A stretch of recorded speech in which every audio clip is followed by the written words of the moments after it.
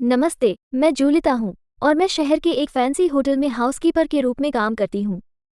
High school से diploma होने के बाद मेरे माता पिता ने मुझे पार्ट टाइम नौकरी करने के लिए मजबूर किया क्योंकि उनके अनुसार मैं एक बिगड़ैल बच्ची थी, जिसे इस बात का कोई अंदाज़ा नहीं था कि वास्तविक दुनिया कैसे काम करती है।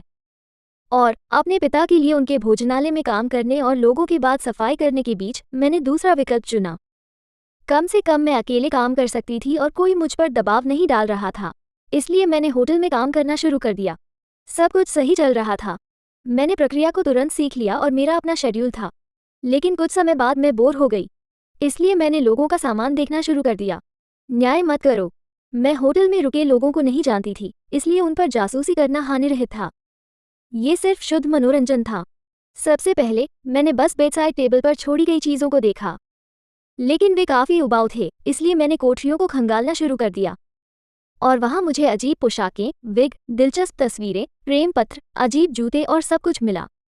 एक बार मैं हमारे होटल के सबसे बड़े, सबसे शानदार सूट की सफाई कर रही थी, जिसे केवल अमीर लोग ही वहन कर सकते थे। मैंने कमरों की सफाई पूरी कर ली और फिर कुछ देखने का समय आ गया। मैंने अलमारी खोली और एक खूबसूरत सुनहरी डाई पोशाक पाई। ये चमकीली थी और मेरी सांसें थम गईं। बहुत खूब। सपने में भी मुझे ऐसा कुछ पहनने का मौका नहीं मिलेगा, इसलिए इस पर दोबारा विचार किए बिना मैंने इसे आजमाया। यह अद्भुत थी और यह मुझ पर इतनी फिट बैठी कि मुझे लगा कि यह विशेष रूप से मेरे लिए ही बनाई गई है। मैं बड़े शीशे के सामने खड़ी थी और अपना पहला ऑस्कर प्राप्त करने वाली अभिनेत्री होने का नाटक कर रही थी। चंद्रमा को प्रणाम करना और चुंबन देना। लेकिन तभी मुझे एक क्लिक की आवाज़ सुनाई दी। कोई दरवाज़ा खोलने की कोशिश कर रहा था। मैं घबराने लगी। अरे बाप रे! वे मुझे पकड़ लेंगे और मुझे नौकरी से निकाल दिया जाएगा, या इससे भी बदतर, दूसरे लोगों की चीज़ें इस्तेमाल करने पर मैं जेल जाऊंगी। मैंने जल्दी से ड्रेस उतारने की कोशिश की, लेकिन मैं ऐसा नहीं कर पाई। जिपर बीच में फंस गई। तो मैंने अगला स्पष्ट कार्य किया। मैं बिस्तर के नीचे चली गई। एक आदमी कमरे में दाखिल हुआ। मैंने उसे इधर उधर घूमते और फ़ोन पर बात करते हुए देखा और कहा, मुझे सिर्फ ये दिखावा करने के लिए एक लड़की की ज़रूरत है कि वो एक रात के लिए मेरी डेट पर है। मुझे पोशाक मिल गई और मैं उसे $3000 का भुगतान करूंगा। जितनी जल्दी हो सके मेरे लिए एक लड़की ढूंढो। फिर उसने एक सूटकेस लिया और बाहर निकल गया। मैं उठी, अपनी वर्दी वापस पहनी और वहां से निकल गई। वो करीब था, लेकिन उस आदमी ने जो कहा मैं उसे नहीं भूल सकी। एक रात के लिए $3000, यह मेरे मासिक वेतन के समान है। और वो शायद उस पोशाक के बारे में बात कर रहा था जो मैंने पहनी थी। मैं वो लड़की हो सकती हूँ जिसे वो मांग रहा था, लेकिन मैं इसे कैसे संभव कर सकती हूँ? मैंने लगातार 2 रातों तक उस आदमी का पीछा किया और मैंने देखा कि वो अपना समय लॉबी में बिताता है। तीसरी रात को मैंने अपना कदम उठाने का फैसला किया। मेरे पास जो सबसे अच्छी पोशाक थी मैंने वही पहनी, थोड़े मेकअप के साथ, और उससे बात करने चली गई। हेलो, क्या आप यहाँ नए आए हैं? मैंने पूछ लिया। उसने मेरी तरफ देखा और मुस्कुराया। हाँ, उसका नाम ट्रॉय था। हमने बात करना शुरू किया और ज्यादा देर नहीं हुई जब उसने कहा, सुनो, मैं आमतौर पर ऐसा नहीं करता, लेकिन तुम सच में अच्छे लगते हो। मुझे एक पार्टी में मेरे साथ जाने और मेरी प्रेमिका होने का दिखावा करने के लिए एक लड़की की जरूरत है, सिर्फ एक रात के लिए। क्या आपको दिलचस्पी होगी? मैंने तब तक इंतजार किया जब तक उसने पैसे की बात नहीं बताई, लेकिन वो चुप रहा। लेकिन मैं मौका चूकना नहीं चाहती थी, इसलिए मैंने तुरंत हाँ कह दिया। हम होटल में मिलने के लिए सहमत हुए। वो मुझे सीधे अपने कमरे में ले गया। एक ग्लैमर टीम वहां इंतजार कर रही थी। एक आदमी ने मेरे बाल और मेकअप किया और एक महिला ने सुनहरी पोशाक पहनने में मेरी मदद की। मुझे इसे पहली बार देखने का नाटक करना पड़ा। 1 घंटे में मैं उन हॉलीवुड अभिनेत्रियों में से एक जैसी दिखने लगी थी। उस आदमी को कुछ पैसे मिल गए। जब हम कार में थे तो मैंने उससे पूछा, तो हम कहाँ जा रहे हैं? और उसने शांति से कहा, मेरी पूर्व पत्नी की शादी में। मैं चिल्लाई, क्या? वो कैसे संभव है? क्या आपको भी आमंत्रित किया गया है? और उसने जवाब दिया, हाँ, क्योंकि वो मेरे सबसे अच्छे दोस्त के साथ शादी कर रही है। मैं हौंकने लगी, लेकिन मैंने जवाब में कुछ नहीं कहा। स्थिति गड़बड़ लग रही थी और मैं इसमें हस्तक्षेप नहीं करना चाहती थी, इसलिए मैंने सवाल पूछना बंद कर दिया। मैंने अभी अभी अपने इंस्टाग्राम अकाउंट के लिए ड्रेस पहने हुए अपनी कुछ तस्वीरें ली। हर किसी को इसमें मुझे देखना होगा। फिर हम शादी में पहुंचे। यह एक परी कथा जैसी शादी थी। हर जगह गुलाब, बैंड बज रहा था और लोगों ने बहुत अच्छे कपड़े पहने। क्या यहाँ मेरे अलावा हर कोई अमीर था? ट्रॉय ने मेरा हाथ पकड़ा और सीधे दूल्हा दुल्हन को बधाई देने उनके पास गए। मैंने देखा कि जैसे जैसे हम करीब आ रहे थे वो और अधिक घबरा रहा था। हम हाथ में हाथ डाले चल रहे थे और मुझे ऐसा लग रहा था जैसे वो मेरे हाथ को कुचल रहा है और पकड़ नहीं रहा है। जब हम वहां पहुंचे तो उसने दर्द भरी आंखों से दुल्हन की ओर देखा। बेचारी, उसके मन में अभी भी उसके लिए भावनाएं थीं। उन्होंने कहा, बधाई हो। दुल्हन मुस्कुराई और सिर हिलाया, लेकिन उसने जवाब में कुछ नहीं कहा। इसलिए मैंने ये कहकर उस अजीब चुप्पी को तोड़ने का फैसला किया, बधाई हो। ट्रॉय ने मुझसे कहा कि तुम दोनों डेट करते थे।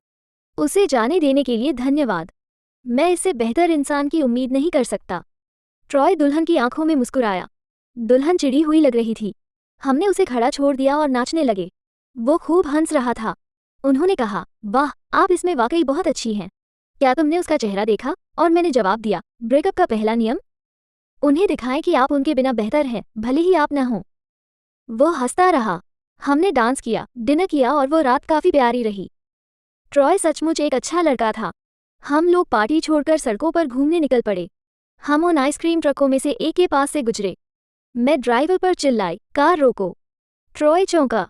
मैं बाहर निकली और हमारे लिए 2 आइसक्रीम कोन खरीदी। मेरे दोस्त, यह आपके जीवन में अब तक मिली सबसे अच्छी $2 की आइसक्रीम है। फिर मैं उसे एक विशेष स्थान पर ले गई जहां से हम ऊपर से शहर देख सकते थे, सारी रोशनी और शोर के साथ। सुबह 3 बजे हम वापस होटल पहुंचे। हम थके हुए थे, लेकिन जो मज़ा हमने किया उससे हम उत्साहित भी थे। मैं ड्रेस बदलने और अपने कपड़े लेने के लिए उसके कमरे की ओर गई, लेकिन ट्रॉय ने कहा, तुम इसे रख सकती हो।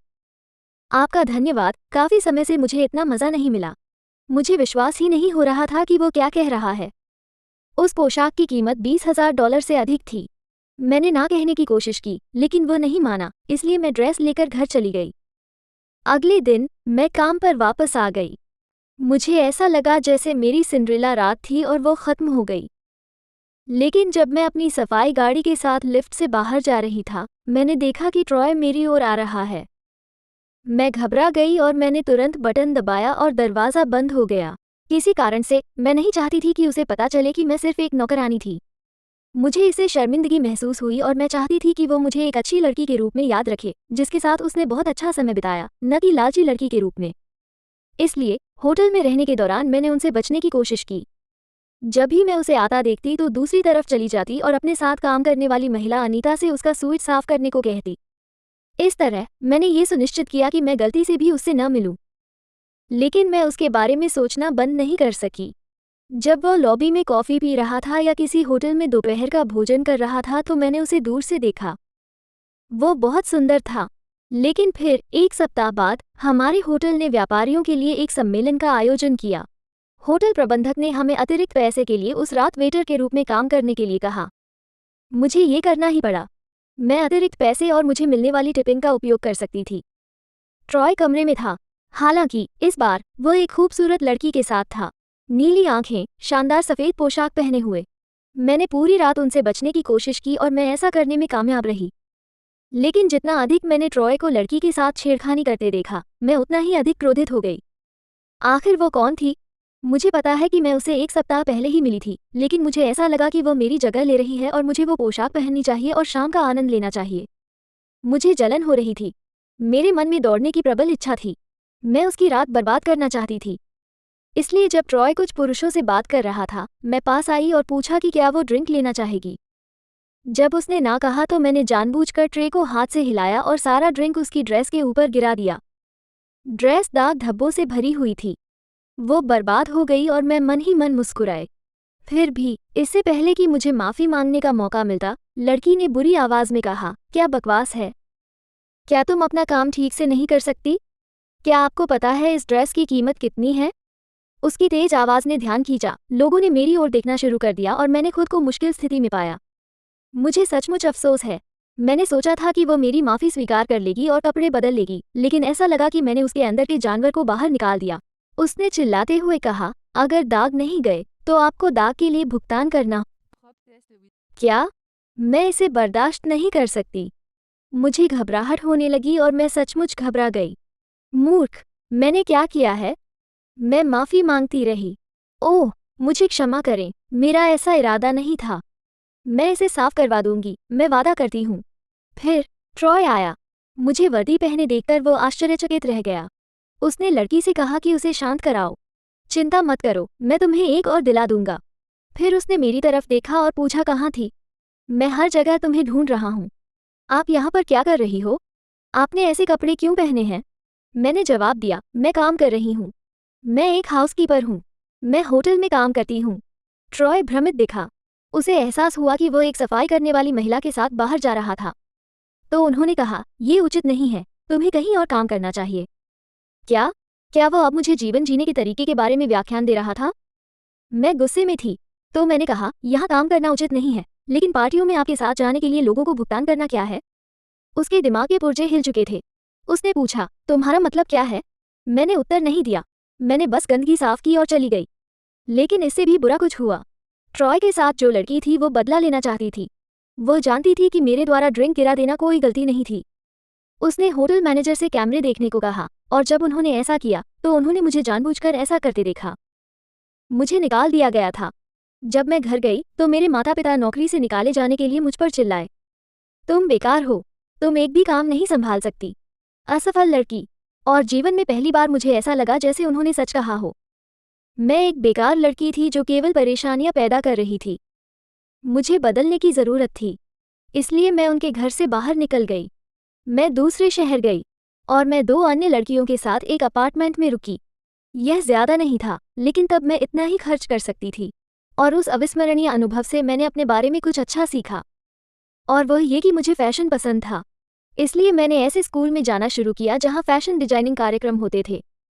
और मैंने एक बिक्री सहायक के रूप में नौकरी ली और आगे बढ़ने का काम किया। 6 साल बाद मैं एक मशहूर डिजाइनिंग कंपनी की हेड मैनेजर बन गई। मैं सफल हो गई और मैंने अपने माता पिता को गलत साबित कर दिया। मैं बस यही चाहती थी कि मैं ट्रॉय से बात कर सकूं और उसे धन्यवाद दे सकूं। यदि वो पोशाक न होती तो मुझे जीवन में अपना सच्चा जुनून नहीं मिल पाता। लेकिन तभी, जब मैं अपने कार्यालय में काम कर रही थी, एक पत्रिका ने मुझे साक्षात्कार के लिए बुलाया और मैं सहमत हो गई। और साक्षात्कारकर्ता ने मुझसे पूछा, तो आपको फैशन से प्यार कैसे हुआ? ये अजीब लगता है क्योंकि आपके परिवार का इससे कोई लेना देना नहीं है, उनके पास एक भोजनालय है ना? मैं मुस्कुराई और उन्हें सुनहरी पोशाक के बारे में बताया। मैंने उन्हें कहानी का पहला भाग सुनाया। उन्हें ये दिलचस्प लगा। यह मनोरंजक और रोमांटिक था। इसलिए उन्होंने मुझसे ड्रेस की तस्वीर लेने के लिए कहा। मुझे कोई आपत्ति नहीं थी। हालांकि 2 दिन बाद मुझे एक फ़ोन आया। वक्ता ने कहा, मुझे लगा कि आप हमारे साहसिक कार्य के बारे में भूल गए। मैंने सोचा था कि मैं तुम्हें फिर कभी नहीं देख पाऊंगा। मैं मुस्कुराई।